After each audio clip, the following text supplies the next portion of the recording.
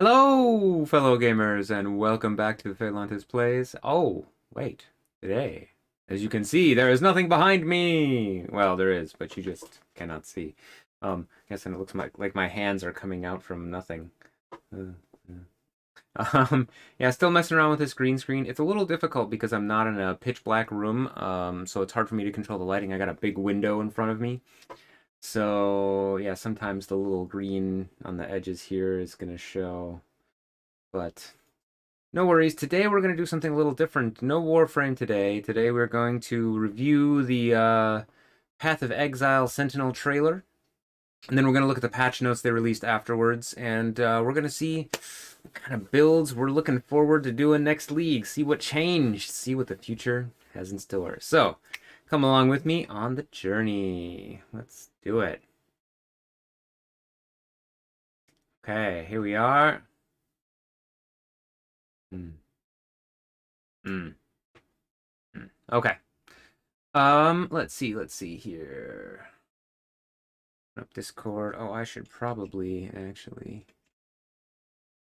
join the chat. You guys want to chat about what's going on? That would be great too.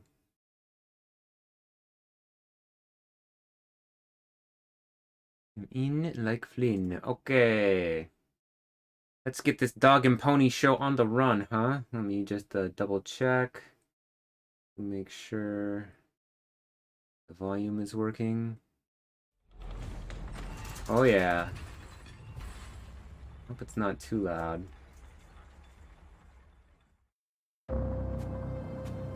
In the wake of Hey, what's up, power, Killer?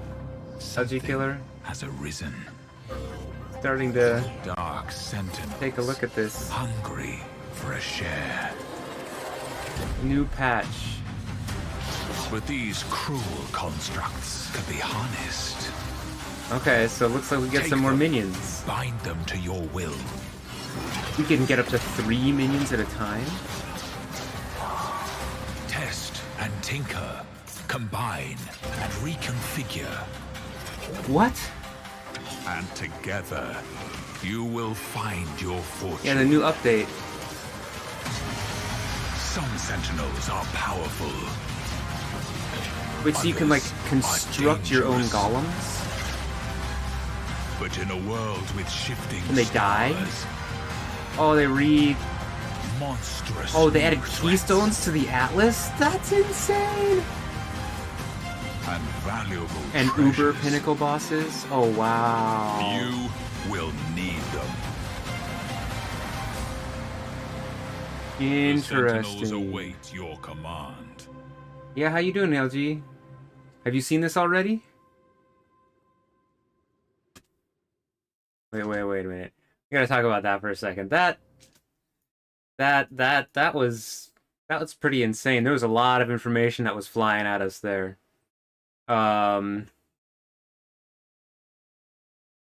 Yeah. Yeah. So it looks like we get 3 new minions like every league. Oh, okay, good. So it looks like we get 3 new minions and we can like level them up like old like D2 style where you like give them different abilities and stuff. Got new keystones, new items, new Uber fights with the pinnacle bosses. All right, let's see. Let's see what Chris has to say. I'm sure you have a lot of questions. Yes. So let's get started with A a lot full of questions. explanation of the upcoming Sentinel Challenge League. How's the volume, LG Killer? Sentinels are ancient constructs that have been unearthed across Rayclast. In this league, you will collect these Sentinels and attempt to harness their great power. But this symbiosis is not without risks. Once deployed, a Sentinel follows you, watching and waiting for you to enter combat. As you encounter enemies, the Sentinel will fire a beam that doesn't damage the enemy, but rather empowers them. This not only amplifies the difficulty of the foe, but also the rewards that it yields. There are 3 classes of Sentinels that you will find as you kill monsters in this league.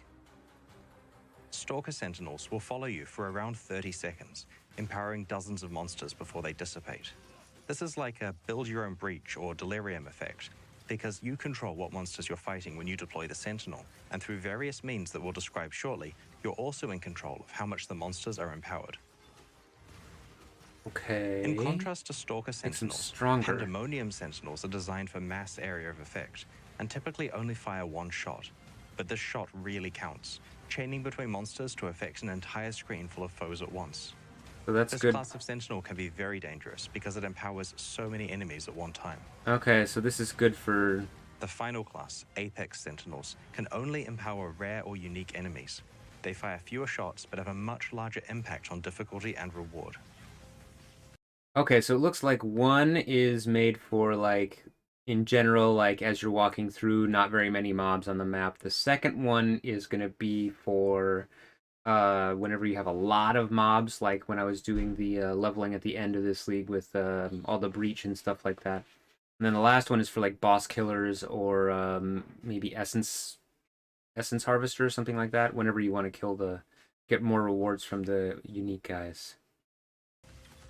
You start with a single slot to equip a Stalker Sentinel, but as you play through the league, you can eventually unlock 2 more Sentinel slots so that you can have 1 Sentinel of each class equipped at a time. Each class of Sentinel can be deployed only once per area that you play. You'll quickly develop various strategies for when each class of Sentinel is best used. For example, saving your Pandemonium Sentinel for when you're surrounded by monsters, or using your Apex Sentinel on the map boss or league content that spawns several rare monsters. Wait a minute. So you can only use their effect once per map? Once per area? So you can use it 3 times.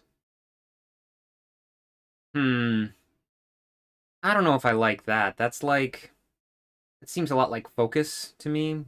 But even less useful. With a full loadout of Sentinels equipped, in every map you'll get to empower bosses of your choice, juice up an entire screen at once with a button press, and choose the part of the map where it's best to empower a series of dozens of monsters. Sentinels cannot be damaged by monsters in combat, but do gradually deplete their internal power supply each time you use them.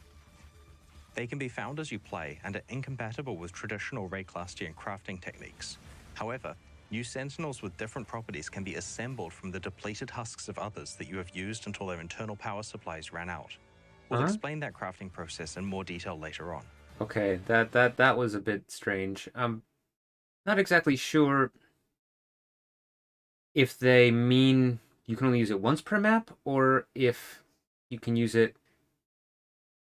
many times. I'm not sure. That was a bit fuzzy, Chris. You Work a can bit find more on magic that. Sentinels that have mods on them. These mods can augment the base properties of a Sentinel, extending its duration, making it empower monsters faster, increasing the number it can empower, or even the degree to which the monsters are empowered, affecting both their difficulty and rewards. Some mods will add specific drops, such as currency items, essences, or unique items, to monsters empowered by the Sentinel, but at the cost of increasing how difficult the monster is to defeat. You can also occasionally find rare Sentinels that have more than 2 mods on them. These are generally quite a lot more powerful than normal or magic Sentinels if you find the right combination of mods. Yeah, LG, I'm not exactly sure. This seems a bit I don't know. I'm not sure if it looks nice or not. The look is good, yes, but the actual gameplay, I'm not sure, because if you can only use each Sentinel once in a map, it's kind of like, I don't know, you're popping like 3 different things, and you have to decide which areas to pop. It seems like there's a lot going on instead of it just like following you around. Also, they said that you have to find the Sentinels. So what do? You find the Sentinels and then you have like you can trade them? Can you like what's going on with that? We'll see. The Sentinels you find as you explore Rayclast will become more powerful. Some particularly powerful ones with special properties can only come from the process of assembling new Sentinels from depleted ones. So it's going to be a lot of crafting. While the Sentinels you find generally get better and better as you play through the league, you can also upgrade the behavior and properties of Sentinels through your Sentinel Controller. The Sentinel Controller is like a runic circuit board. It's what powers your Sentinels and allows you to customize them.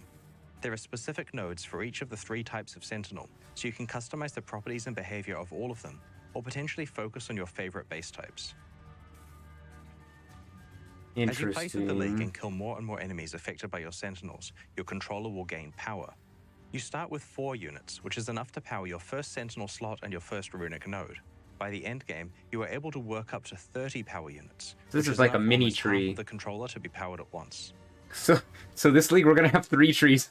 We're gonna have one We're gonna have one passive tree. We're gonna have one end game map passive tree, and then we're gonna have the Sentinel passive tree. 3. Okay.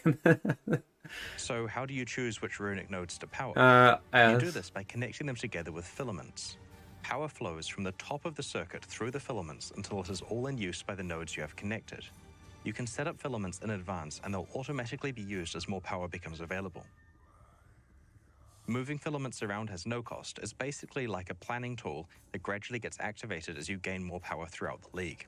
So you're not locked into a specific plan and you can respec for free at any time. Well, that's nice at least. Some powerful runic nodes require 2 filaments and hence allocate more of your power when activated. Additional sentinel slots for other types like Pandemonium and Apex Sentinels, for example, require 3 filaments and hence 3 power units each. While it's almost always best to have all 3 slots powered so you can use all 3 sentinels per area, there are niche strategies where you want to unpower specific sentinel slots in order to have more power for additional runic nodes, also that you can fully specialize in just 1 or 2 sentinel types. Yeah, I'm gonna have to take a look at that tree. If they don't set it up right, it's gonna be. I think it depends on what strategies people are gonna do. If you're going boss killer strategy, you're just gonna do one node, and you're not gonna do the other 2, and you're just gonna max power it out. If it's you're doing, you know, like mass, then you're probably still like killing mass creatures. You're probably still doing just one node. You're trying to gather all the creatures up into one space and just, you know, blast them, or maybe doing 2. But I just don't see a point in doing all 3. Maybe when you're like doing normal leveling up, because just to get better gear. But it might even still be better to just do 1. I think that might be. We'll see what the tree is like. As much as you like, so feel free to experiment. Yeah, we'll have to experiment a lot with that. This powerful runic node allows Pandemonium Sentinels to be used an additional time each area. While this is basically pure upside, you should definitely plan around the fact that you'll be running their charge down pretty quickly if you use this node. This runic node prevents your Stalker Sentinels from empowering normal rarity enemies. While this seems very powerful at first because you'll just be empowering magic, rare, or unique enemies that benefit greatly from the boost to item drops, you should be aware that unless you have a large source of special enemies, you'll be fighting against the flight duration of your sentinels and will probably want to build around increasing their duration. While the Sentinel controller lets you specialize how the different classes of sentinels behave, it's generally not necessary to have to modify it for each new sentinel that you equip. The runic nodes you have chosen represent your overall strategy for each class of sentinel and rarely need to be tweaked if you swap one sentinel for another. Kind of like the maps, like you're not going to have to change everything depending on the map you play. Across a number of maps, they eventually run out of charge and will become depleted. But they don't need to be thrown away when this occurs. Okay. You can find power cores that let you assemble a new sentinel with a full charge. This process disassembles 2 existing sentinels and creates a hybrid of the 2, with their properties combined together. Right-clicking a power core opens up an assembly screen. If you insert 2 sentinels and click the assemble button, do they have to be the a same new fully base? charged one will be created. So they have to both be Apex or both be the...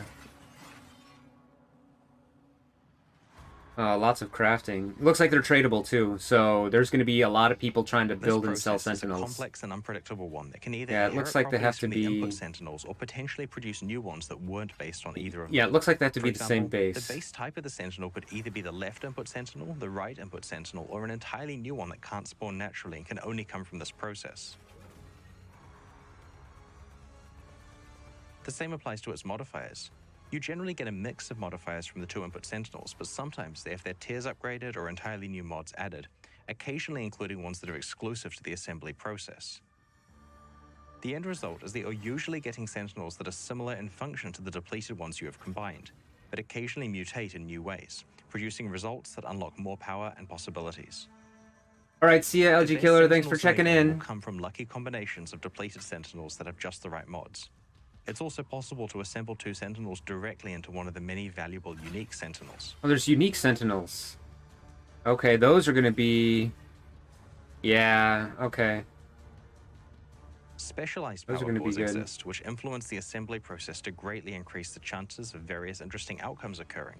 They don't guarantee anything, but are absolutely worth considering if you're trying to hit unlikely assembly results. Yeah, okay, so... You may want to Assemble... accumulate a small collection of depleted sentinels so that you have options to assemble together. That's where the sentinel locker comes in.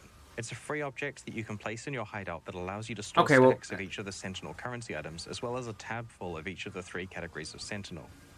You A can also tab store full sentinels in regular of stash each. tabs, Oh, and they can okay. be freely traded with other players.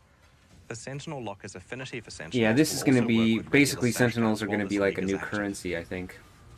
This As I league. hinted at before, you can find or create unique sentinels. Yeah. These have powerful static properties, but because they cannot be combined with other sentinels, there's no way to recharge them once they become depleted. They are Oh, essentially limited use items with powerful effects. they're Let's look gonna at a be few examples. valuable, I hope. First off, we have the Basilisk. This is a Pandemonium Sentinel that augments its wide area of effect blast with a petrification effect. Any monsters caught in the blast are turned to stone. Yeah. Rather than being primarily useful for raising the risk and reward of combat like other Sentinels, this one is incredibly useful as an emergency button in combat. By activating the Basilisk, Yeah, you this can is a freeze lot like most of the Focus. monsters around you in place, letting you take control of dangerous situations. This is gonna This be all unique like Sentinel, focus buttons. The hollow-eyed skull Like is extra basically focus. a headhunter in Sentinel form. Just not on the items. There are also a set of unique Sentinels that are designed to empower specific named Atlas map bosses. If you activate one of these Sentinels while fighting that boss, it empowers the boss into an extremely dangerous version that is very, very rewarding if you can defeat it. The highly empowered boss fight is further scaled by whatever mods are How on the map that rewarding. contain it, so you'll want to be pretty careful with what mods you choose. See, it's gonna have to be rewarding enough, because if, you know, there's gonna be a lot of people who can kill this super easy, but it's gonna have to be super rewarding for them to wanna buy this Sentinel that's not going to be able to be recharged. So... to use. And if it's unique, then, you know... and then you can't recharge it, like... It just dies, like, it disappears after its use? rewards are What? scaled by reward bonuses on that map, so if you're able to defeat one of these bosses in a juiced map, you will certainly be greatly rewarded. Wait, let's see. A Divine Orb, that's nice. A Divine Orb, basically. Yeah, I don't know if that's gonna be, enough reward. Like, maybe. If it's very consistent, possibly. These highly empowered map bosses are the best source of recombinators, a new type of endgame currency item that can be found in the Sentinel League. Recombinators. Destroy 2 armors to create a new armor with a combination of their properties. Interesting. 2 weapons or quivers to create a new weapon or quiver combination. Destroy 2 jewelry items. That's going to be the most valuable, to create a combination of their properties. How does that work? Combinators allow you to apply the Sentinel assembly process to 2 pieces of equipment of the same item class, combining them together in unpredictable ways. This process can also rarely imbue your items with exclusive modifiers that don't normally spawn on that type of item. Yeah. While the recombination process involves significant risks, you could combine the best parts of 2 rare items together, maybe getting a lucky exclusive mod spawn, and end up with one of the best weapons, armor pieces, or jewelry in Path of Exile. Yeah, that's going to be really interesting, because you can, with this, you'll be able to keep, like, destroys 2 armors to create a new armor with a combination of their properties. You can get, like, the Alva armor and the, like, something, one of the mods from, like, you can get the Alva armor, and then one of the mods from Essences, which would usually, the Alva armor would, like, the plus 100%, you can get the plus 100% to defenses, right, from the breach rings, and then the Alva armor that has the plus 10 life and plus max life mod, both together in one armor piece, which normally is like is just impossible. That's probably what those kind of things are going to be used for. In other League content, so you can juice the risk and reward to quite crazy levels. For example, you could enter a Mirror of Delirium, trigger a breach, and deploy your Sentinel at the same time, causing the monsters to have 3 significant modifiers to both their difficulty and rewards. There are only a few specific areas that Sentinels can't be deployed in, mostly for technical reasons, and those are unique maps, pinnacle Atlas bosses, and the Simulacrum. Yeah, that makes sense. So boss, So that's Sentinel. but that's the thing. Like, okay, so whoever's going to be doing the bossing strategy, whoever's farming bosses, isn't going to use this at all. So if you guys are wanting to farm bosses, Sentinel is not the league for you. You're going to want to just stay with standard.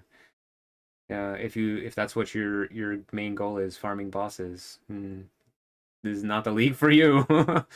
In a nutshell, it's a combat league that gives you heaps of control over the exact risk and reward you encounter. It's a mapping stacks league. With other combat-enhancing league mechanics, juices your endgame bosses beyond any kind of reasonable difficulty, lets you play with temporary headhunters, and might even let a few players assemble some pretty insane rare items if they're lucky. We're very much looking forward to seeing your stories after you've had a chance to play with it next week. In addition to the Sentinel Challenge League, this expansion further improves on the new endgame introduced in Siege of the Atlas, its Atlas-wide passive tree and pinnacle boss fights. The new endgame was designed to give you ultimate control over what kind of content you want to play and how difficult and rewarding you want it to be. With the Sentinel expansion, we are doubling down on what makes this new endgame the best one that Path of Exile has ever had. This expansion introduces 20 powerful Keystone passives to the Atlas tree. As you know from the regular passive skill tree, Keystone passives are usually dramatic and build-changing, with both upsides and potential downsides. Each Keystone can completely change the way you play Path of Exile's endgame, and we have designed Keystone passives for many different playstyles and situations. The second big change is that we have introduced these clusters of passives that grant you even more control over what endgame content you encounter. As you know, you can encounter many different types of past league content randomly within maps. These new passives... That's nice. So it takes away the content that you don't want to do. That's awesome. So you don't have to like randomly, because one of the things is that a lot of people feel like say you don't like Breach.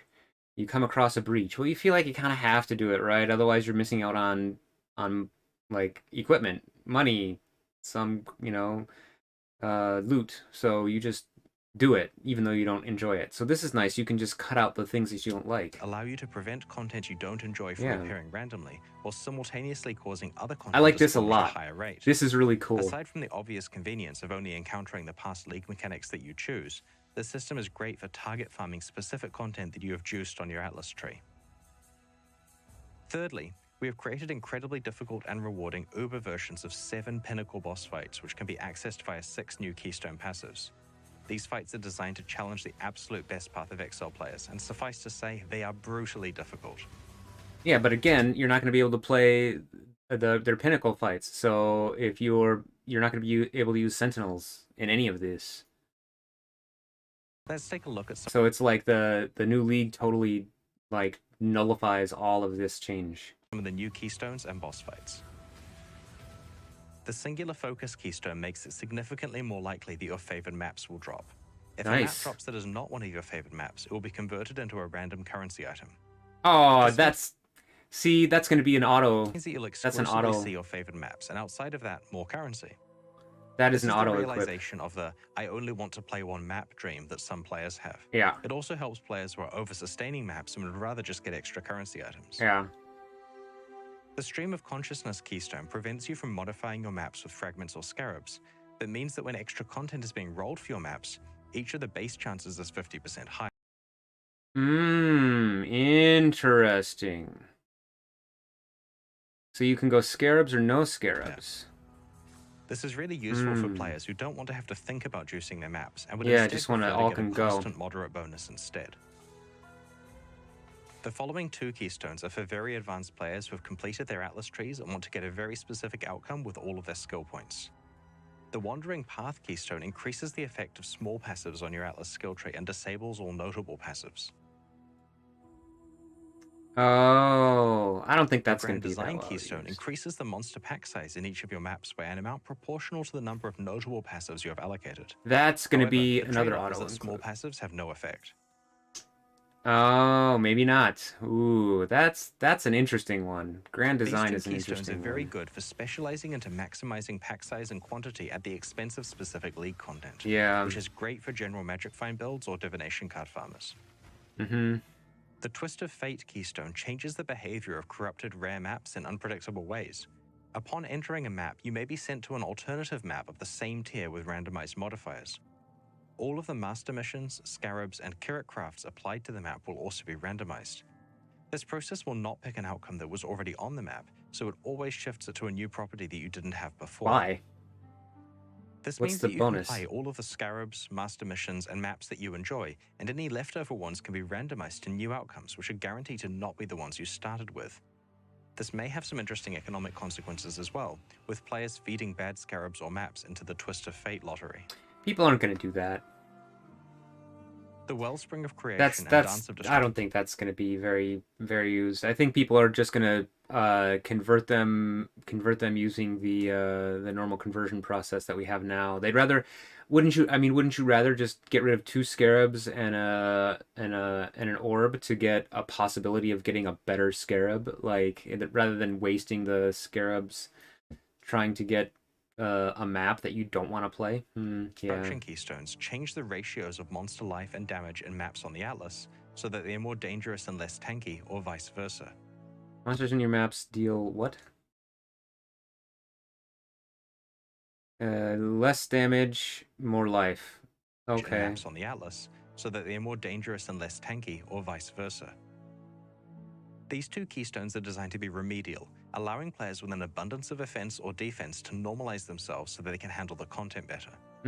That's If I you could find see yourself that in a maybe. situation where you're waiting for a weapon upgrade or can't fix your resistances, then you could allocate one of these keystones to temporarily make things easier, before unallocating it later when your build is complete. Yeah, I think a lot of people might be doing the more damage, less life, just because they're zoom builds. So 6 new keystones create uber versions of Path of Exile's pinnacle boss fights. mm-hmm. Binarius, Cyrus, the Maven, the Searing Exarch, the That's Eater cool. of Worlds, and the Shaper and Uber Elder, who I guess is now called the Uber Elder. Uber Allocating Elder. one of these keystones on your Atlas passive tree ramps up the corresponding boss fights so that it is extremely difficult. Yeah. Like, really hard. Harder than saying goodbye to Zana hard.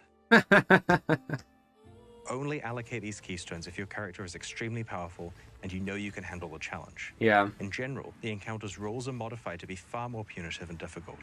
In return, though, you can earn some very enticing rewards. This is nice. This is nice for those Each people of the who Uber are fights has an like to additional do high chance pinnacle reward and a chance bosses. of getting a very, very rare chase reward. Yeah. For example, the Uber Maven guarantees an elevated sextant if you're able to complete the encounter. Oh, guarantees. Very rarely, though, you may be able to earn an awakened exceptional support gem as well, such as Empower, Enlighten, or Enhance. Wow. Okay. These keystones unlock crazy battles that will challenge our most aspiring players who are deep in Yeah. Path of Exile's endgame. They add a new level of difficulty for those who want to push their builds even farther than they ever have before. That's great. The keystones we have shown you so far are designed around many different types of endgame players. Some glass cannon players struggle with defenses but have no problem with offense. Some players want to just play one map. Some players want the difficulty to be ramped up and to receive rewards commensurate with this added challenge.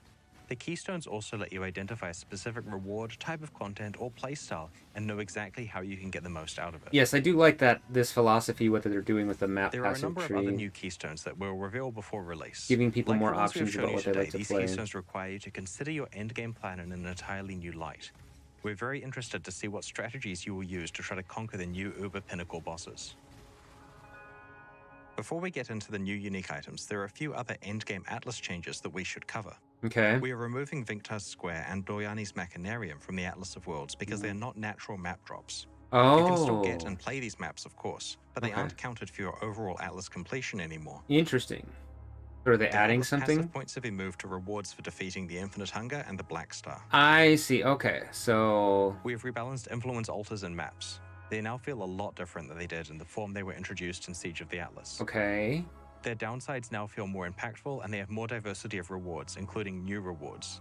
The Okay. intention is to fulfill the original design goal of having an ultimatum-like choice about whether you want to accept additional challenge for additional reward. Okay, so they're going to be a lot more We've added dangerous. better Atlas tree support for them, including 2 keystones that can affect them. We've also rebalanced the drop weightings of the new Pinnacle Atlas bosses, changing the relative drop weightings of their unique rewards and making them more likely to drop Eldritch currency. I see. So this is what they're going to talking. This is what they did to fix the Ashes of the Stars and what's the other one? The penetration. Oh, I can never remember that name. The other amulet that everybody's using. Currently, in Siege of the Atlas, Elder and Shaper Scarabs are basically worthless because their Yep. influence is worse than the free influence you can get from the Eater of Worlds and Yep. the Searing Exarch. In Sentinel, you can now apply multiple types of influence to one map, so you could have Eater of Worlds influence alongside a Shaper or Elder Scarab on a Conqueror map. Together, these three influences combined have a very large effect on that map, and this will make Elder and Shaper Scarab significantly more desirable. Wait, what? The start point of encountering Shaper, Elder, or Conqueror influence and influence items has been raised to level 81 areas. Wait, what? I don't understand. So it's gonna have multiple influences. But does that mean that you can get double influence items just randomly dropping? We've also fixed an issue that was interesting. causing some players to skip playing most of the contents of maps. On the lower half of the Atlas passive tree, there were a lot of small skills that granted a 2% chance for the map boss to drop an additional map. Yeah. This meant that it was possible to sustain maps by rushing to those bosses and They didn't like boss rushing strategies, so they nerfed it. monster in the map. We have retained the overall bonus, but have changed it so the map drops from a random monster within the map rather than the boss. That's unfortunate. I like that. I wanted to try that We're addressing an issue playstyle. with the way that you acquire Maven boss fight invitations. Currently, it's possible that you get hit with a bad streak of RNG and haven't found an invitation by the time you have enough bosses witnessed. You can now purchase these invitations from Kirak for a moderate price if you need to. How much? Purchase these invitations from 8 Kirak chaos for a and an moderate orb of price if you need chance. to. Yeah, okay. That's, you know. At the launch of the Siege of the Atlas expansion, we hosted a competition that saw players racing to be the first to kill Path of Exile's pinnacle bosses in hardcore solo self-found mode. The main prize for doing so was the ability to collaborate with us on the design of a unique. Okay, so these are the unique items. Endgame. I'm interested to 5 see. of these uniques have been designed so far and will be featured in this expansion. Oh. The 6th one will be released once the winner has time to design it, very likely in 3.19. Okay. Call of the Void is a new cold-themed ring that was designed by Lighty and will drop from the Uber Elder. It causes all damage to chill and causes chilled enemies to shatter on death, as though they were frozen. On top of this, chilled enemies deal less damage back to you based on the magnitude of the chill affecting them. The only drawback is that all incoming damage also chills you, but there are many ways to mitigate this, and in some cases it's beneficial to builds that utilize self-chill as part of some crazy combo. This ring is useful for a wide variety of different endgame builds. Yeah, that's going to be cool. That's a nice ring. Good job, lady. Echoes of Creation is a new unique helmet, also designed by Lighty, which will drop from the Shaper. It's designed for builds that use Warcries and grants an extra use before cooldown to Warcry skills that are socketed in the helmet. Oh, cool. It also grants more damage to exerted attacks based on the number of Warcries affecting them. Oh, nice. It causes you to take damage when you use these attacks. The self-damage number looks really scary, but it can be mitigated by various mechanics such as armor, endurance charges, and life recovery. This powerful niche helmet is ideal for characters that try to use as many Warcries as they can. Yeah. You can do like 3 Warcries on unique something. Being introduced is the Burden of Truth, a unique belt which will drop from Cyrus. Broadly speaking, this belt encourages you to have healthy energy shield and life pulse and helps you to achieve this by granting. Whoa. Chaos damage taken doesn't bypass energy shield. Non-chaos taken bypasses energy shield. Gain 5% of maximum life as maximum energy shield. Granting you additional energy shield based on the percentage of your maximum life value. The belt that's going to be good for RF. Chaos damage hit your energy shield, but also causes some non-chaos damage to bypass your energy shield. That's going to be chaos damage. That's going to be really good for RF because splitting damage over both life and energy shield lets you recover both simultaneously. Yeah. The Supreme Decadence keystone that this belt grants, which is previously restricted to timeless jewels, causes your life flasks to apply to both your life and energy shield at a reduced rate. Yeah, the Overall, RF Inquisitors are going to love this. Characters who can build to have a decent energy shield pool while also using life flasks appropriately. This is definitely an RF. The fourth new item we're featuring today was created by Waggle. It's an amulet called the Eternal Struggle, which will drop from either the Infinite Hunger or the Black Star. Oh, interesting. The amulet has a pair of Eldritch mods, and the one that is dominant will be based on which of the bosses dropped it. The dominant mod also controls whether the amulet gives a Malignant Madness or Culling Strike bonus. You'll need to work out which of the two bosses to farm based on which half of the amulet you want to activate. Oh, interesting. The final unique we're showcasing today was designed by Steel Mage. It's a unique jewel that drops from the Maven. The jewel refers to a random keystone on your passive skill tree and enables you to be able to allocate passives within a radius around that keystone without them being connected to the rest of the tree. While the Oh, keystone itself cannot be whoa. allocated, this jewel allows you to jump across great distances on the passive tree in a very skill point efficient way. That's gonna be crazy. In addition to these uniques, Whoa. Wait a minute. That's insane. That's gonna be a chase item. Wow. Where does it drop from? refers to a random keystone on your passive skill tree. I think and it's just a enables you to be able general. to allocate passives within a radius around that keystone without them being connected to the rest of the tree. While the keystone itself cannot be allocated, this jewel allows you to jump across great distances on the passive tree in a very skill point efficient way. That's really cool. In addition to these uniques that have come from the boss kill competition, we have added new unique items to the Uber Pinnacle boss fights that can be accessed through some of the new keystone passives. These include a different variation of Thread of Hope that can drop from Uber Cyrus, a new unique jewel which can drop from the Uber Shaper, and special Forbidden Flame and Forbidden Flesh jewels which can roll exclusive Ascendancy notable passives that are not available anywhere else in the game. Oh, so they're doing different You'll notice notables. that our last endgame expansion was just 3 months ago, and we're already extending the endgame even further. Yeah, This is our plan for every expansion leading up to the release of Path of Exile 2. I see. Rather than having a much bigger annual expansion, we plan to add as many endgame improvements into each quarterly expansion as we can, Okay. alongside its new challenge league, so that there are new challenges to overcome every time you come back to Path of Exile. That's kind of cool. One of the subtle but important aspects of our plan is to keep adding powerful new chase rewards to Path of Exile's endgame, so that there are always new reasons to complete aspirational content.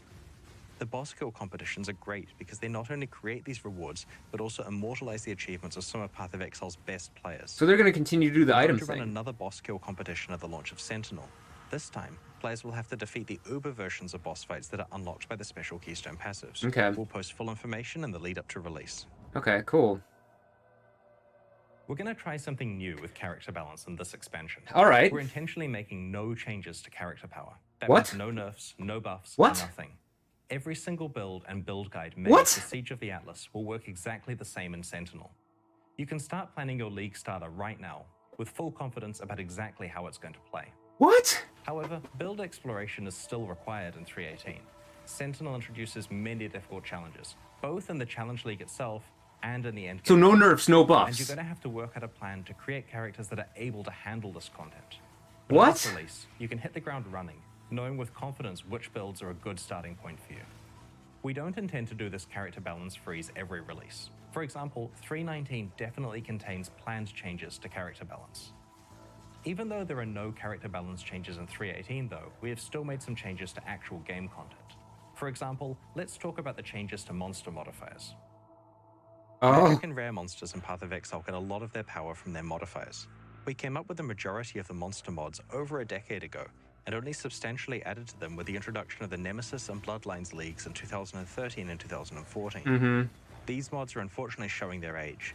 Many of them are unimpactful, and it's quite hard to quickly read their descriptions in the heat of combat. Yeah. What we need is a new set of mods that are highly impactful in combat, keyworded with 1 to 2 colored words that are easy to read at a glance, and capable of producing dangerous combinations. Okay. This is exactly what we designed the Arch Nemesis mods to be, a replacement for the core monster mod pool. Oh, I see. From 3.18 onwards, all previous monster mods have been replaced by Arch Nemesis mods. No other part of the Oh. Arch Nemesis League has been retained, so there's no more inventory or recipe management. Magic monsters have 1 Arch Nemesis mod, shared across their pack, and rare monsters typically have 2 mods. However, it's possible to encounter rare monsters with 3 or even 4 Arch Nemesis mods on them. Okay. Combinations of multiple synergistic mods can create quite interesting situations. in combat. Interesting. For example, if you encounter a monster with both Storm Strider and Ice Prison, the Ice Prison may block you off so that you are more likely to run into the Lightning Mirages from the Storm Strider mod. We've done a balance pass over the Arch Nemesis mods before making them core.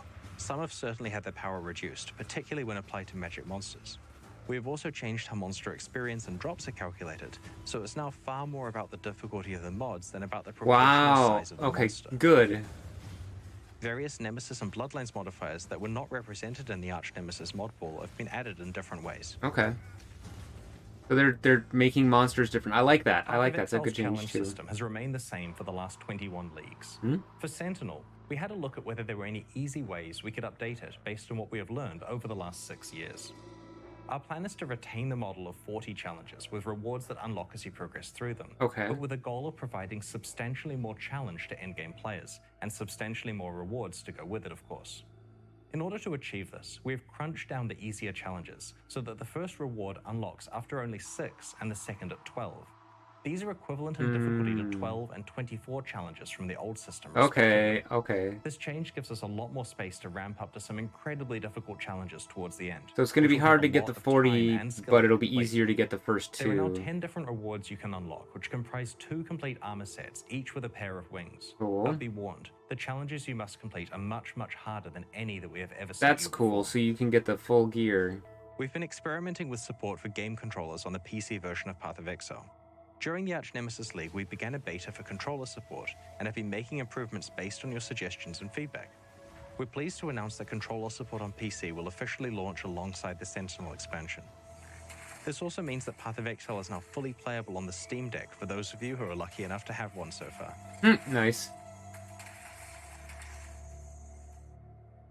Alongside finishing controller support for PC, we've also done a push on various small quality of life features in this expansion, which we'll reveal over the coming days. An example is that you can now choose whether your hideout portals can be accessed by one of 4 options: everyone, your friends, your guild members, or no one. We have also improved how favored maps are selected on the Nice. atlas. Okay. Rather than having to click on the map on the atlas for every slot, you can instead click on one of your existing Oh, favorite maps to quickly cool. copy it to the new slot. That's nice. This makes it a lot faster to favor many instances of the same map at once. That's nice. There are plenty more small QOL features crammed into Sentinel, and we'll cover these over the week leading up to release. Okay. Cool. Early in the Arch Nemesis League, we debuted Kirik's Vault Pass. Yeah. Purchasing this pass grants you I access don't to like Kirik's this. Vault, where you can claim exclusive unique item skins. Not a and fan. complete map bonus objectives in the Atlas endgame. Not a fan of The this Vault at all. Pass for the Arch Nemesis League is only available for a few more days and will leave the store forever. So in no 7 new days. skills There's no penalty for purchasing the pass late in Just the new league after items. you've wrapped up your map completion. so So if far. you're pleased with where you got to in Arch Nemesis and want to lock in your unique skins, it's not too late to buy your pass now. Thank you to everyone who unlocked Kirik's Vault. We had a lot of fun putting it together and tried to think of fun ways that unique item skins can interact with gameplay in a visual way. The purchases directly fund development of both Path of Exile 1 and 2. A brand new Vault Pass will launch alongside the Sentinel League.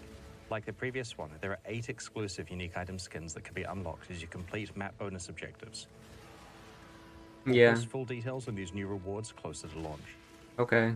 To buy either the Arch Nemesis Pass now, before it leaves the store forever, or the Sentinel one when the expansion launches, go to pathofexile.com/vault. Yeah, don't care. Alongside today's livestream, we're launching 2 new series of supporter packs, the Arcanist and Reaper packs. Each Yeah, tier contains the okay. pack's full face value in points, plus several exclusive microtransactions. These packs are only available during the Sentinel League and will leave the store forever in 3 months. Every microtransaction you're about to see is entirely cosmetic and does not affect your character's progression or power. The Arcanist pack series contains 7 exclusive microtransactions. The Cloak of Elements indicates the power of your fire, cold, and lightning resistances on your back. That's kind of When the cool. resistance is capped, the effect is extra strong. I like that. That's kind of cool. While wearing the Ring of the Black Star, your level up effect looks like this. Whoa! Awesome! That's awesome. In the Timekeeper's hideout, you can use the Chronosphere to change the time of day from dawn to noon to dusk to night. Oh, that's sweet. Oh, I like how they're making these interact with the game a bit more, like, visually. That's pretty cool. With Chevron's tome on your belt, identifying items will cause exploding books to appear nearby. Ah, that's awesome. The Mage Blue map device blossoms with greater intensity as you open higher tier maps. Okay. With the soul-stunning weapon effect attached to your weapon, any attacks that stun will cause your enemies to have an out-of-body experience. That's pretty awesome. Drinking from the searing Quicksilver flask causes an explosion and sets your character on fire. The Reaper Pack series also has 7 exclusive cosmetic microtransactions. The Soul Harvester's Cloak's power is based on the number of enemies your character has killed. Really? With Okay. the Belt of the Hive Queen equipped, flasks you use will cause blood-sucking insects to appear all over your character. Oh, weird. The Ghostlit Graveyard is a hideout where you can control the color of its torches. It also comes with 6 exclusive hideout decorations. Medidrone will follow you around and use a healing beam on you whenever you're gaining life. Thanks, Medidrone. The Underworld portal opens a gateway to Hell. Its effect upgrades in Part 2 and again in maps, where it indicates what tier of map you're playing. Oh, interesting. Oh, okay. Oh, that's cool how they're trying to make them interact more with the Ring of the game. Exorcist, any spells you cast will exorcise the ghosts of your enemies if you crit. Oh. While using the Grim Reaper apparition, the Reaper will appear and cull any unique or rare enemies you slay. As I mentioned before, these packs are exclusive to the Sentinel League and will leave the store in 3 months. They're available right now at pathofexile.com/purchase, and they directly fund the ongoing development of Path of Exile 2 and Path of Exile 1 expansions like Sentinel. We greatly appreciate your support. Thanks for joining us and checking out today's reveals. We can't wait to see you in Rayclast on May 13th. We'll begin the Q&A in a few moments, so please get your questions ready in chat. Okay. So basically, I'm not sure. I'm not sure about this challenge league content. We don't even really have to go see the patch notes, I guess. I'm curious though.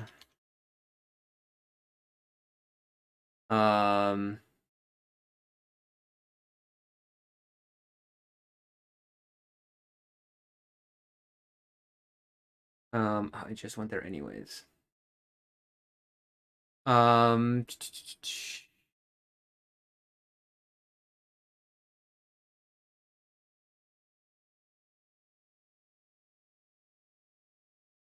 Yeah, so the thing is that it's kind of a mismatch here, right? So they made the Sentinel Challenge League, but in order to fulfill the challenges, you have to do the End League content that they made, the new End League content, right? But when you do that, you can't use the Sentinels. Like, the Sentinels only work on the maps. And they only work once on the maps. And you have to... They take up inventory space. You have to trade them. I'm not... Oh boy, I'm really not sure about this. Yeah.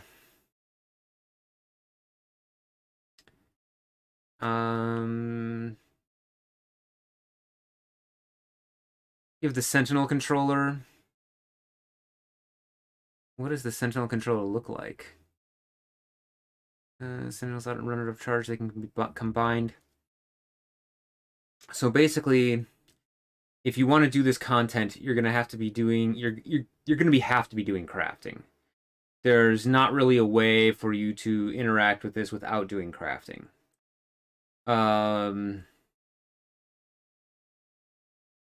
The only thing I really like is the recombinators. So yeah, so let's start with it from the beginning, okay? We've got the Sentinels. Display for a short time they empower your enemies, right? 3 classes. There's Stalkers, Apex, and Pandemonium.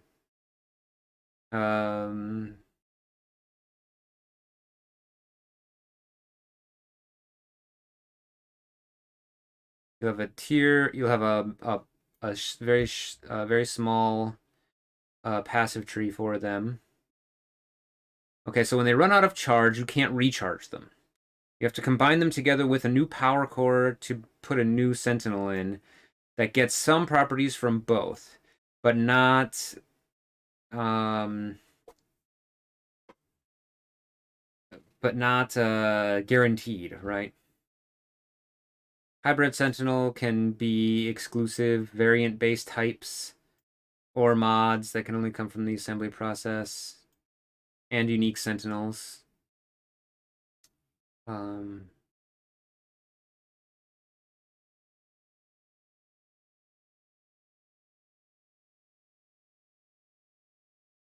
can create private league versions of the league. Yeah, okay. New challenge league includes 40 challenges. Okay.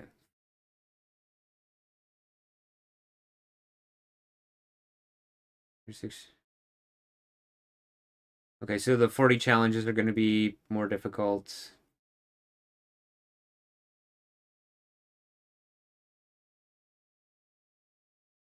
That's it for the league. That's all they're giving you for now. I'm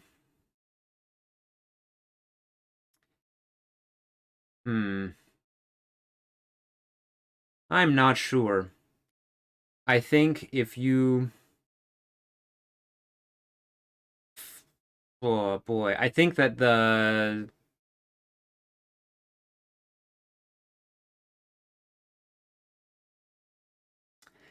Apex Sentinel will be used.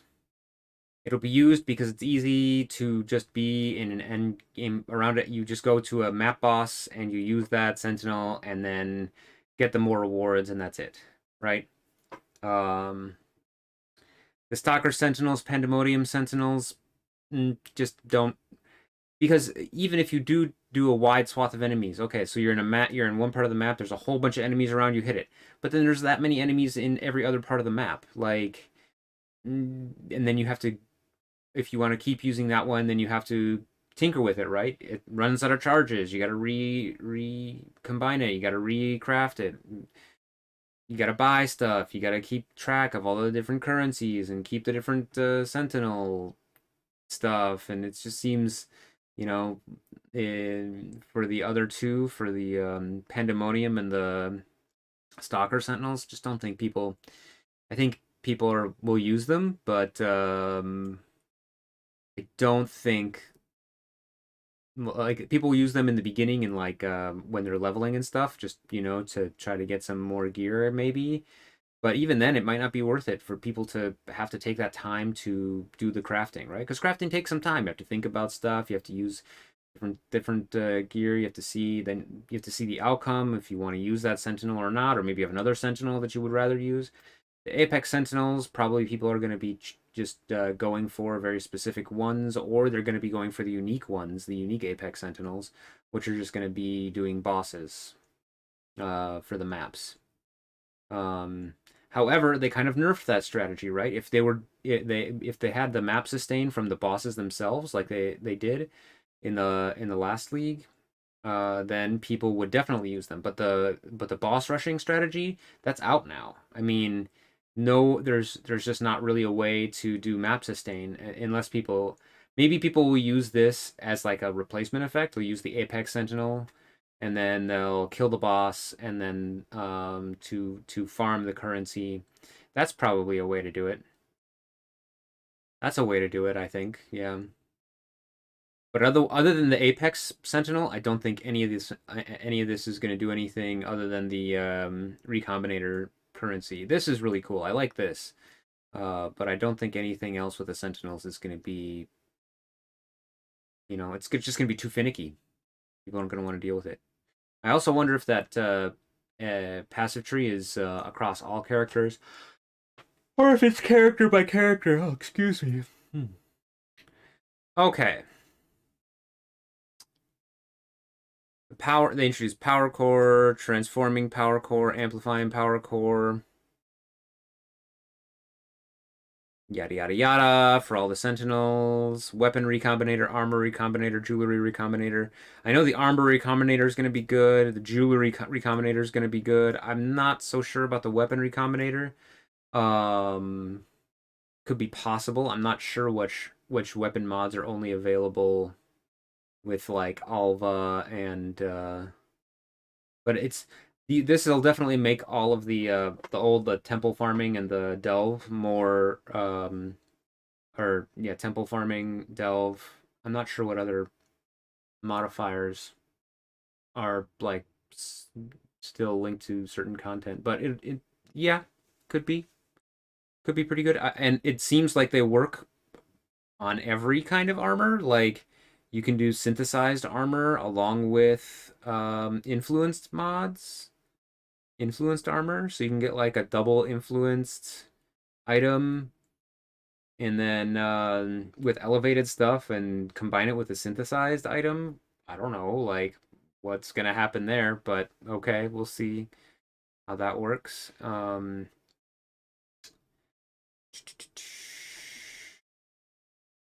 Okay. The Atlas Keystone passives, I like. I like that they're doing all the things with the Atlas passive tree. I really like. I think some of them people aren't really going to use, but you know, we'll see. 6 unique items. Some of those look pretty cool to try out. They now we have Awakened Empower, Awakened Enhance, and Awakened Enlighten. Yeah, okay, that's gonna be more. Geez, they're gonna be super like these are maybe gonna be 100 Exalt drops, probably something like that.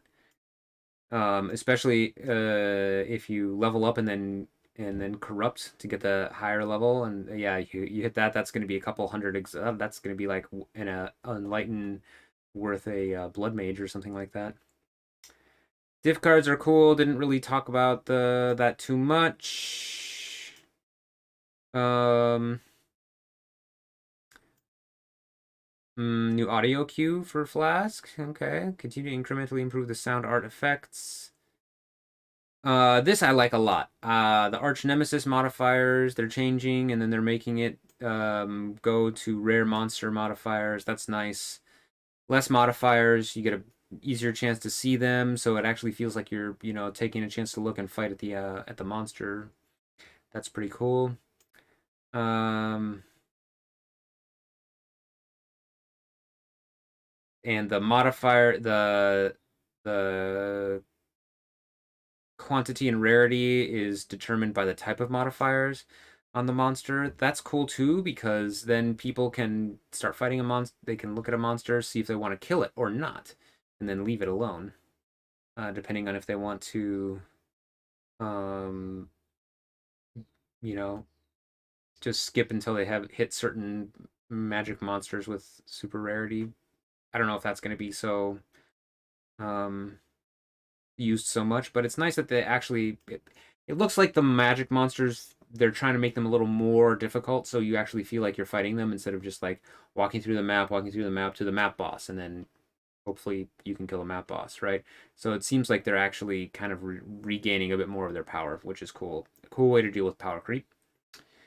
Able to be gained by characters through sources such as Headhunter and Inspired Learning.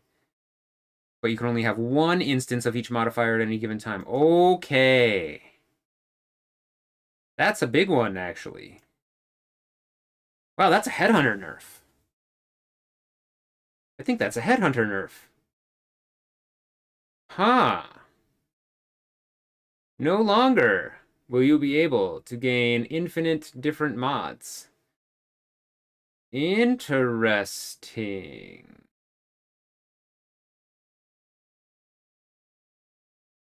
One instance of each modifier. Oh, maybe that's the same. Never mind. Maybe that's the same. I'm not sure. I'm not sure. I haven't ever used a headhunter. I've never had a headhunter, but okay, that's probably the same. Like you could only gain one of each kind of mod. I don't know. Maybe people who have had headhunters can tell me about that. That's different. If not, if you could gain multiple like difference of the multiple stacks of the different mods with headhunter, then that's a headhunter nerf. Otherwise, it's just the same. They're just reiterating. Bloodlines and Nemesis have been removed from the core game. No Nemesis farming! No more Nemesis mods! No more you kill something and it explodes on you. It's just put into something else now, maybe. Okay. Atlas passive tree changes. Okay, these are all the keystones. Singular focus. This one, I think, is going to be almost auto-include for everybody. Stream of consciousness. This is for the Alc and Go players.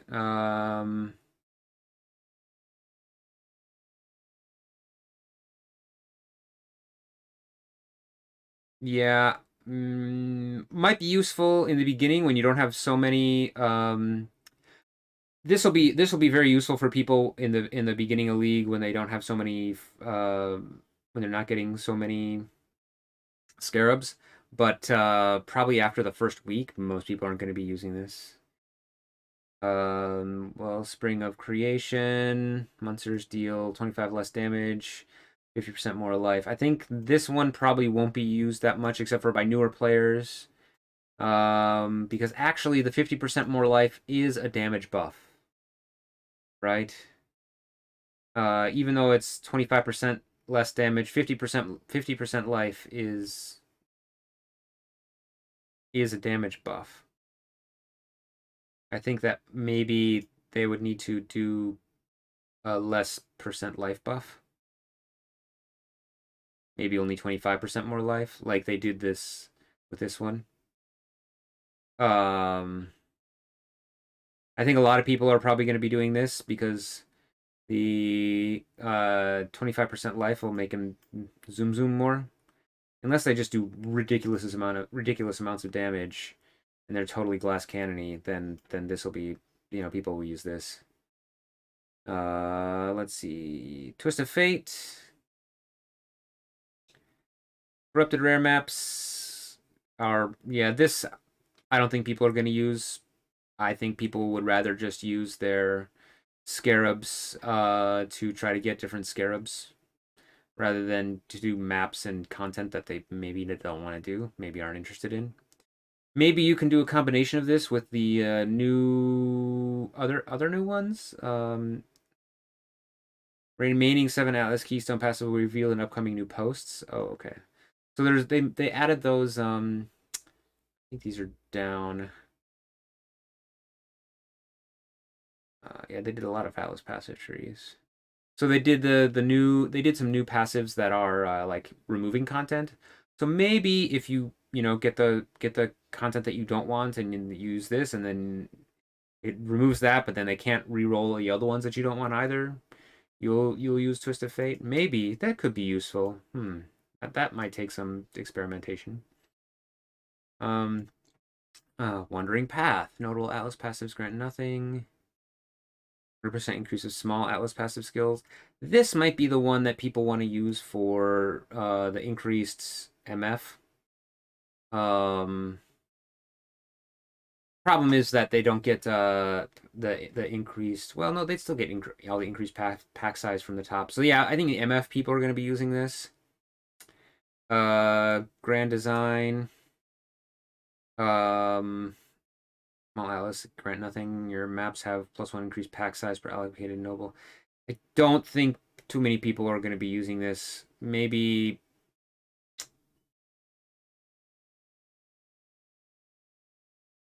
it's going to be interesting, right? Because like if you have enough MF on your own gear, then you might want to use this. If you don't have a lot of MF, you will probably use this. So most people I think will probably switch to this. I think most people aren't going to use either of these. They're too restrictive. There's too many good notables and smalls. So, yeah. Added a new Alice key, so Insatiable Appetite. Absence of Symmetry and Harmony is level 85. The Eater of Worlds full power is unleashed. And the Eater of Worlds is 25% drop and additional Eldritch Ichor. Okay, so this is a buff for the Eater of Worlds. Thirst for Knowledge. It's a buff for Searing Exarch. Eldritch Currency, 50% chance to be duplicated.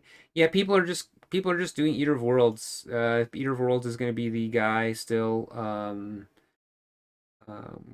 I think that this Searing Exarch, especially because it's duplicated. I think if this one was duplicated and this one was drop an additional Eldritch, then maybe.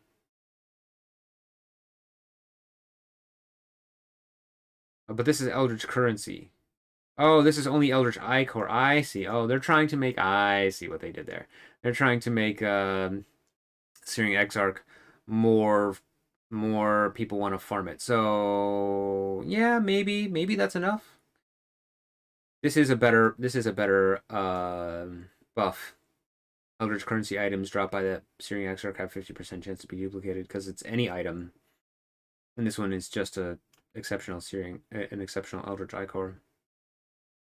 Throw the gauntlet. Absence of mercy and empathy. Maven buff. Maven drops an elevated sextant. That's good. People will be farming that. I'm not sure if I will, but elevated sextants are going to drop in price, people. Elevated sextants are not going to be so expensive, which means people are going to have the normal sextants are going to be also much less expensive. Add a new Atlas Keystone passive. Memento Mori. Cortex. Cortex gets a buff with this. I think anybody who's farming Cortex is going to do that. Cirrus. Yeah, I think, yeah, people may do Cirrus still. I'm not sure. There's 7 more. They'll tell us later about.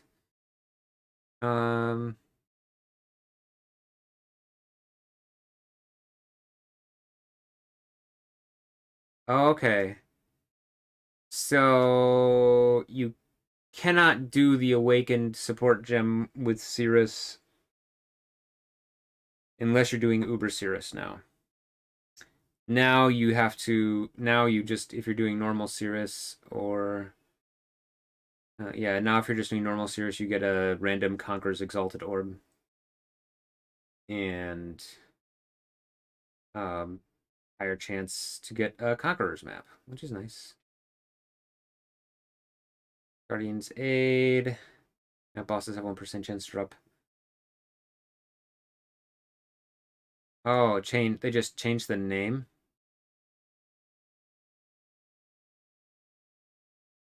Oh, okay. Inevitable ambush. So they just changed this whole passive. This one's gone.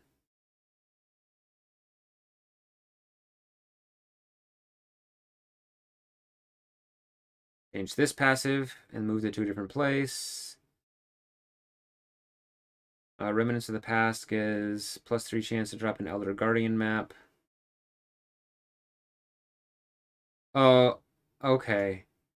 So they just basically combined these two into this one and made it a bit more, and made it a bit stronger. No. Yeah. So they just combined they combined this one, and this one into one. That's nice.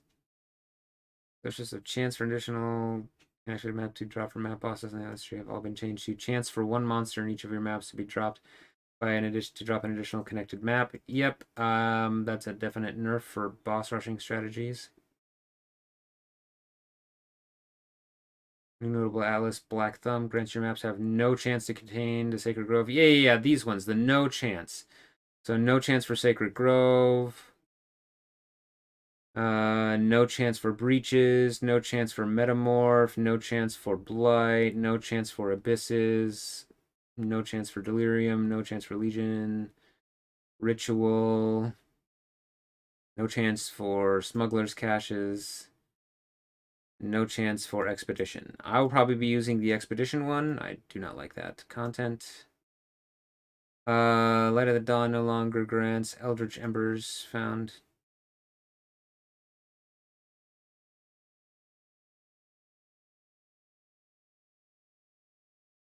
Okay, so they changed the Light of Dawn one, so now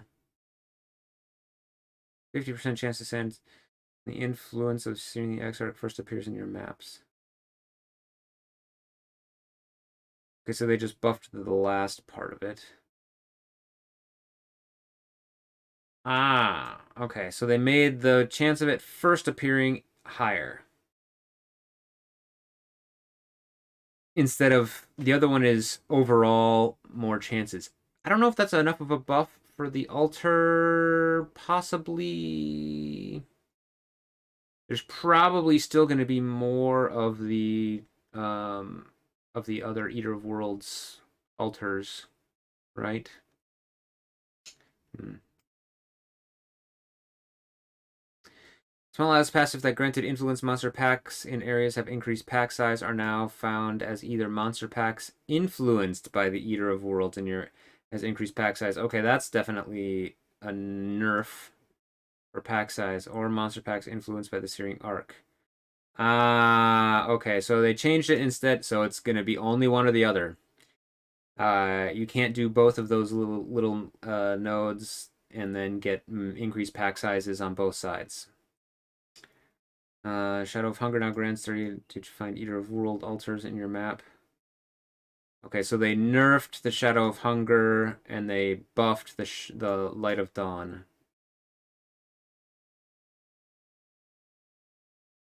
That might make the with the increase, I think with the increase in the 50% for Eldritch currency to be duplicated, I think that makes the that's probably gonna make the Searing Exarch better.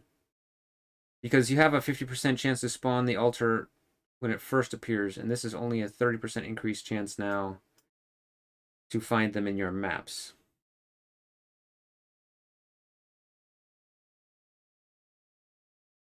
So you get a 50-50 when it first appears, or you get a 30% chance total. Hmm.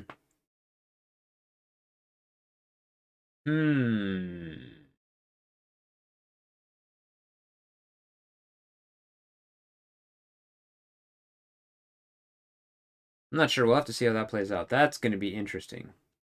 But I think with a buff to Searing Exarch, that might be enough. Um, Shadow of Hunger now grants, yeah, okay. Updated various Atlas segment modifiers, okay. Passive skill and segment modifier description to clarify they specifically apply to your maps. Endgame content changes. Ubers, which aren't affected by the Sentinel changes at all. Yay. Increased damage. Eater of Worlds, increased damage, Searing Exarch. Okay, they made them increased damage, increased damage. So all the new pinnacle bosses are all the pinnacle bosses are now harder to kill. They have more damage. Eater of Worlds and Searing Exarch are Forbidden Flesh and Forbidden Flame now scales with map item quantity. Okay, so they made that made it so you I think a lot of people were just running the white and they didn't like that, so they made it so you have to run it.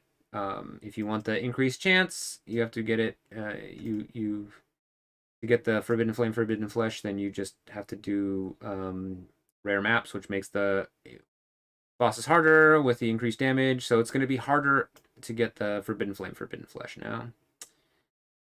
Blackstar Infinite Hunter drop their unique items, now scales with map item quantity. Again, this was a nerf to Ashes of the Stars and whatever the penetration. Omniscience. Yeah, Omniscience. Eldritch Altars have been rebalanced. Their downsides now feel more impactful, and they now prefer a wider diversity of rewards. Okay, that could be okay. I think the wider diversity of rewards can be like oh, that sounds good. It might be a trap because sometimes the rewards are going to be like not useful, so you're just not going to want to do it. In which case, you're going to feel really like, why would you do more content? The problem is that when you feel like when you hit one of these altars, right, you want to kill the monsters that spawn when you pop it, right? Regardless of whether or not you want the reward, you want to kill the monsters when you pop it. So now you're gonna feel pressured to pop it, even if the rewards aren't good and the downsides are impactful. So basically, they're trying to make it so you don't do the content.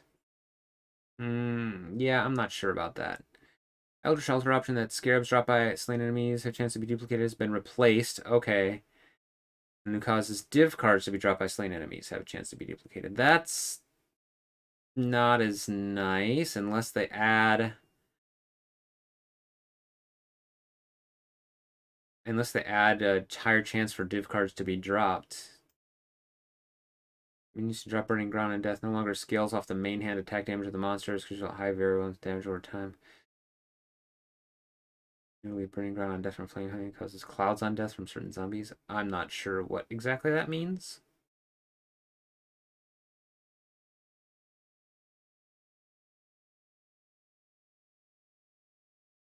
It changed Burning Ground dropped on death, basically.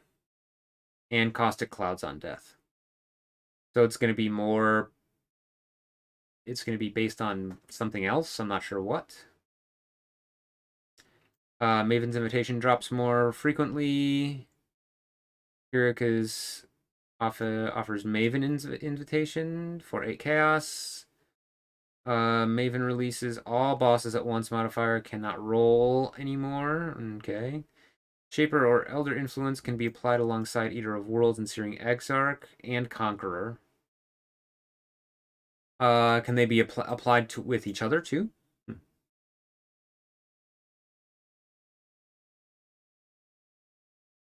Influence items first encountered in level 81 areas. Okay. Atlas and map changes. Doriani's Mechanarium. I like that they changed this. This was nice. Now you have to kill the Searing Exarch and Infinite Hunger. Oh yeah, Infinite Hunger and the Black Star. That's nice. That made them a little more impactful, like what they do. You have to get them for the 2 extra map passives. As for map areas contain a Mirror of Delirium, no longer increases by a small amount for each other league. Atlas or master mechanic that appears in the area. Instead, the map areas now are 8% chance, which with campaign areas from the Torch Course onwards having a slightly higher chance. Okay, so that's just the...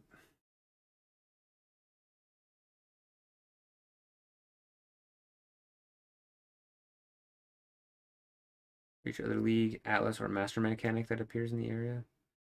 Oh, I didn't know that that's how that worked. Instead, it now has an 8% chance with campaign areas having slightly higher chance. Okay, so it's just going to be 8% chance and then slowly increase until you get to maps. So it's going to be set instead of based on each other mechanic that appears in the area. Copper Strong boxes can't drop polished scarabs in white maps or gilded and wig scarabs in white or yellow maps. Okay, that makes sense. They didn't want that to scale too quickly. Shaper Guardian Val Temple maps are now effective. Yeah, and also people would just constantly run those, probably the lower tier maps to get the easier fragments. And temple maps are now affected by sextant modifiers on socketed voidstones. That's nice. Shaper Guardian and Vol temple maps. Okay.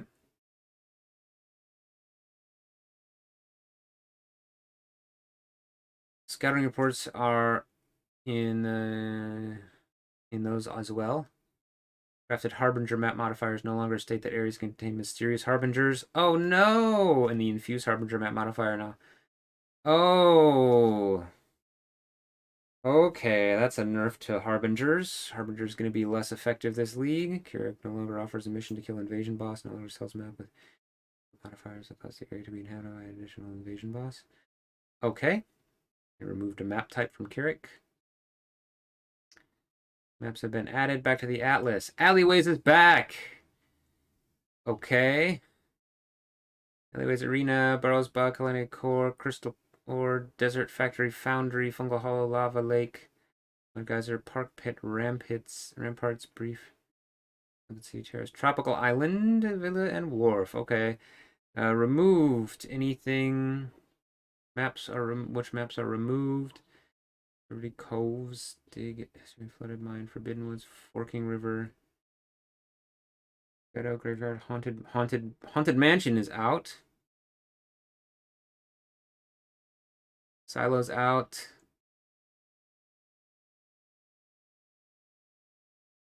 Okay. I wonder, yeah, alleyways is going to be the big ad for the maps. People are going to want to do alleyways. I'm not sure about the other ones.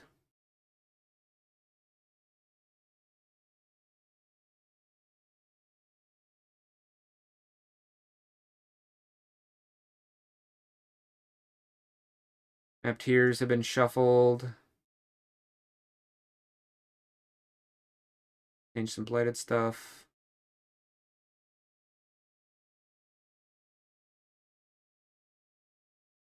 Some of the map bosses for Pantheons have changed.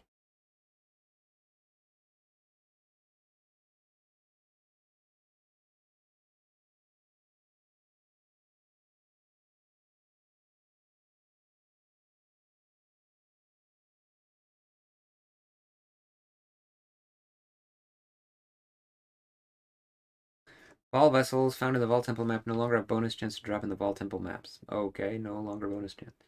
Some divination cards are changing. Price of protection now drop in Vaal side areas. Okay. Humility can drop in frozen caverns. Okay, so these are the different div card changes. Expedition remnants have provided a chance for runic monsters chance to drop contain additional item. Have now chance of 20% chance, so they nerfed the expedition a little bit. Item changes.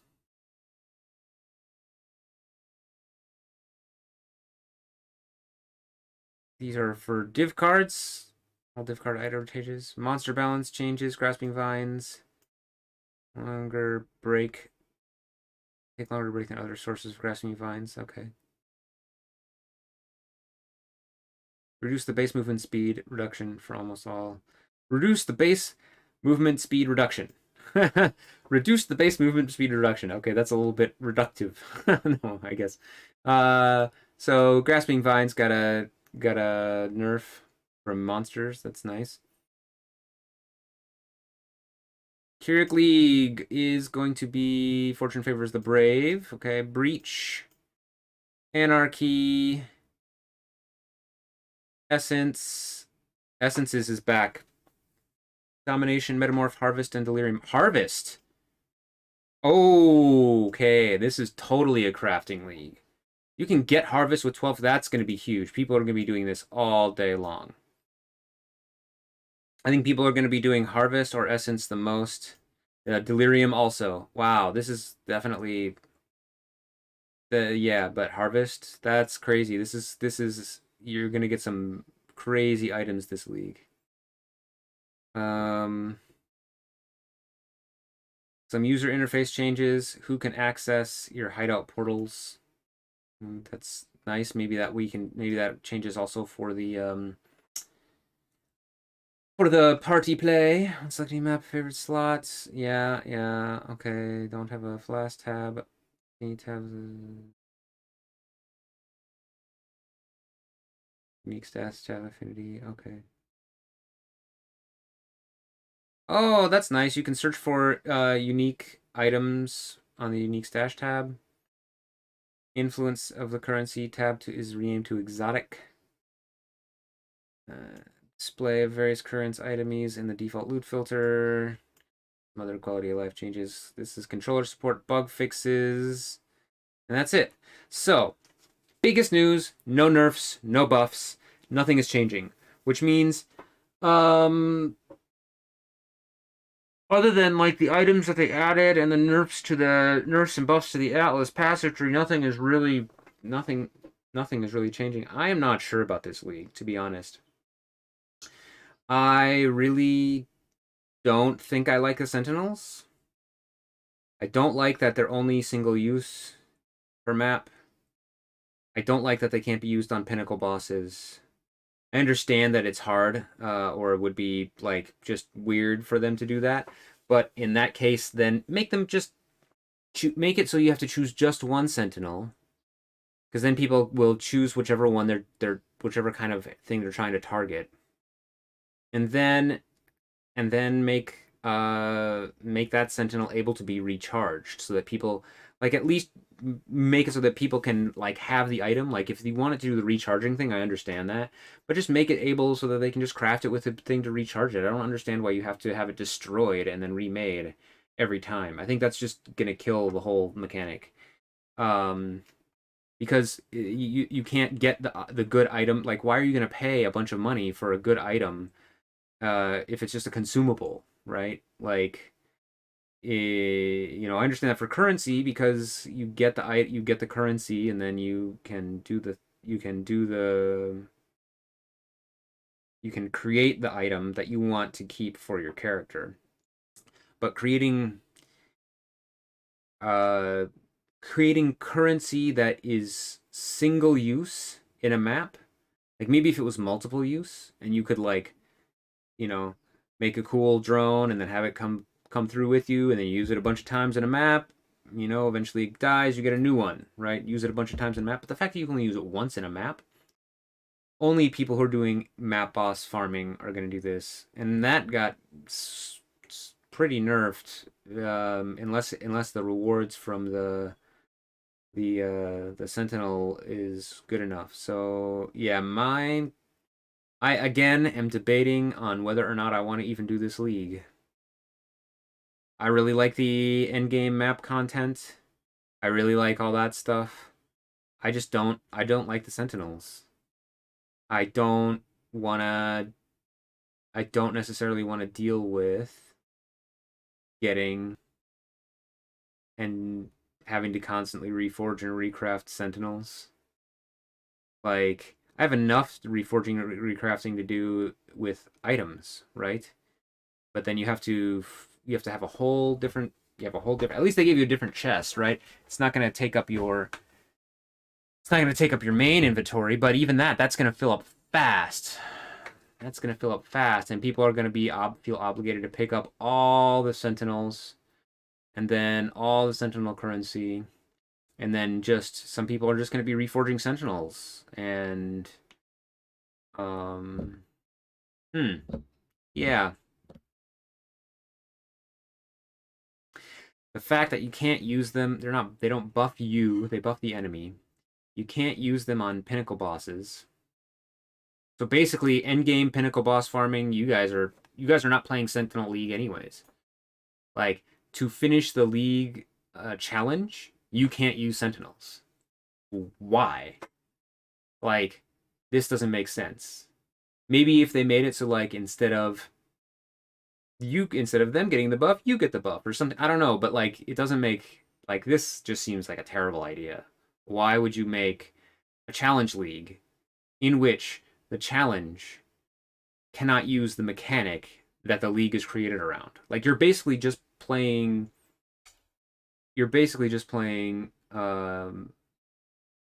standard whenever you're fighting the pinnacle bosses.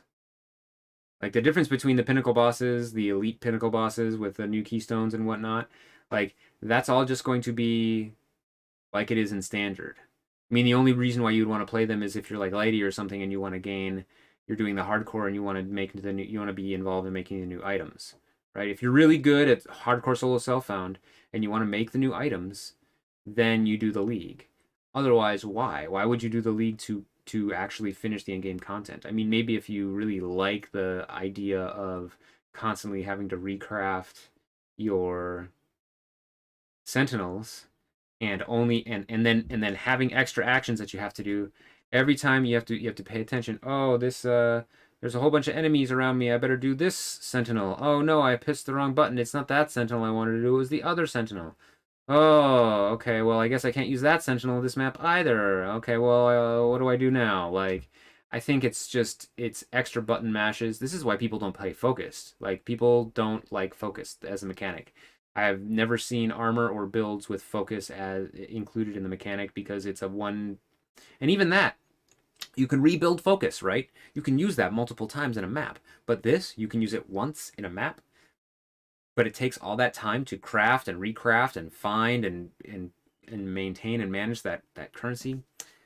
The only thing that I really like is these recombinators. The weapon, armor, and jewelry recombinators. That's cool. I think that's an awesome thing. Get those. All you're gonna have to do is do the Ascendant boss, whatever, the Sentinel, the Apex Sentinel. That's what they said in the thing. So it's just gonna be Apex Sentinels. I don't think so. I think it's a good league. Okay, if you're a noob and you want to play this game, I think League is not where you want to start. Period.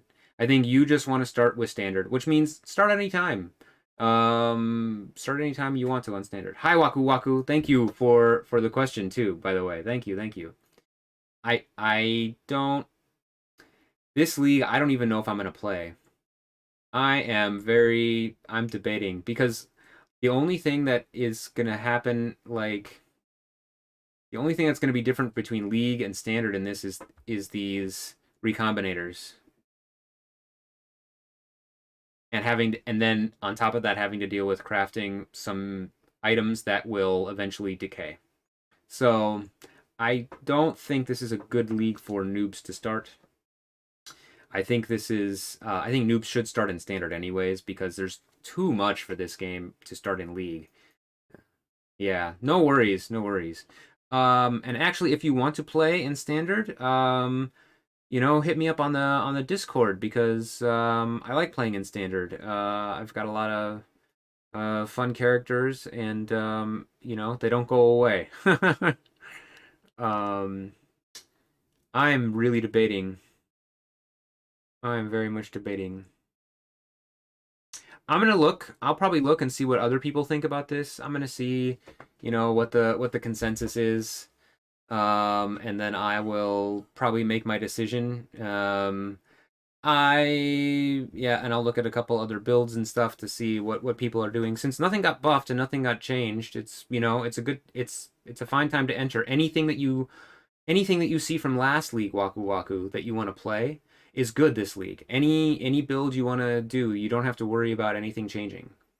It's all still good. So it's a nice time if you're new to look at old builds and try things out. But yeah, I'm this idea.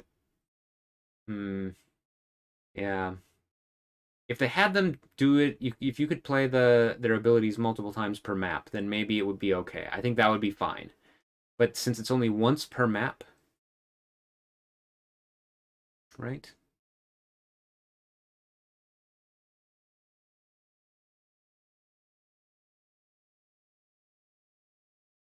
Combinators. Okay.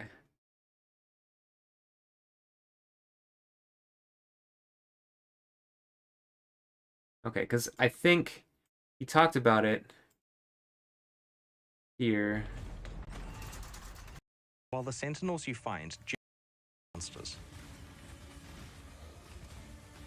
Let me see. Sentinels cannot be damaged by monsters in combat, but do gradually deplete.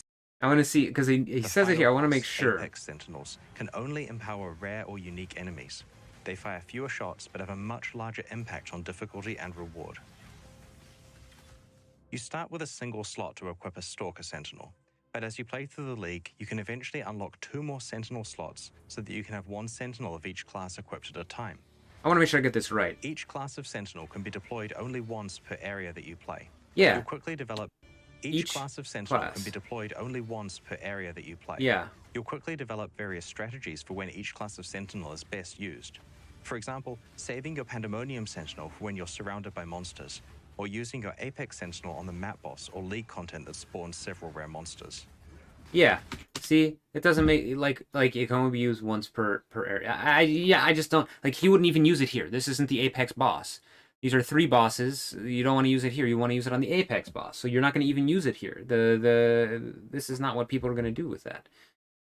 Is it going to change? Like, for example, saving your Pandemonium Sentinel for when you're surrounded by monsters, or using your Apex Sentinel on the map boss or League content that spawns several rare monsters. Yeah, I just don't see it. I don't see it. I'll look at some other things. Maybe my opinion will change. I'll keep you guys updated, but yeah. I don't know. What do you guys think? Anybody else have any opinion on this? On this league? I don't like the league mechanic. I like the currency. I like the new currency that you can combine map, you can combine armors, weapons, and jewelry. That's nice. But I just don't like this I don't like this sentinel mechanic. I think it's terrible. Yeah. All right. Well, I think that's going to be it for today. Thank y'all for watching. If you have any questions or comments, please leave them in the comments section below or contact me on Discord.